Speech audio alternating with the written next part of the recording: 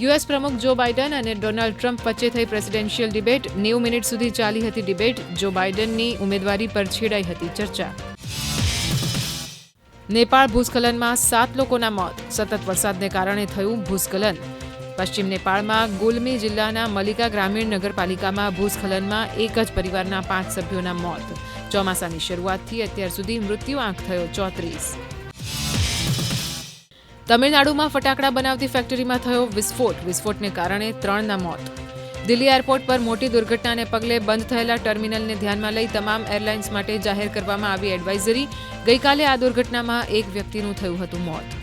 દિલ્હીમાં ગ્રેટર નોઈડામાં એક નિર્માણાધીન બિલ્ડિંગની એક દિવાલ ધસી પડી. અકસ્માતમાં 3 લોકોના થયા મૃત્યુ.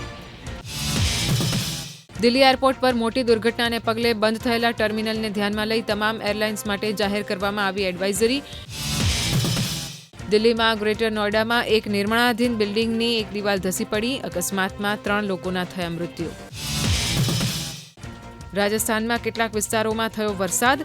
ઉદયપુર શહેરમાં પડ્યો મુશળધાર વરસાદ. રિયલ ટાઈમ ડેટા વિશ્લેષણ માટે આરબીઆઈ કરી રહ્યું છે એઆઈનો ઉપયોગ. આરબીઆઈ ગવર્નર શક્તિકાંત દાસે આપી માહિતી.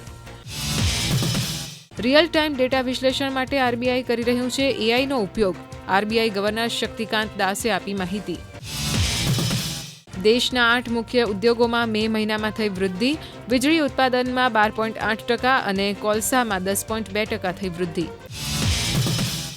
એરટેલ અને જીઓએ મોબાઈલ રિચાર્જ પ્લાન કર્યા મોંઘા. ત્યારે હવે વોડાફોન આઈડિયા પણ જલ્દી તેના ટેરિફ પ્લાનમાં કરી શકે છે વધારો.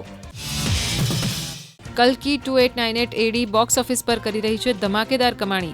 અત્યાર સુધીમાં 298.5 કરોડ રૂપિયાનો કર્યો બિઝનેસ. પહેલા દિવસે 191.5 કરોડનો તો બીજા દિવસે કર્યો 107 કરોડ રૂપિયાનો બિઝનેસ.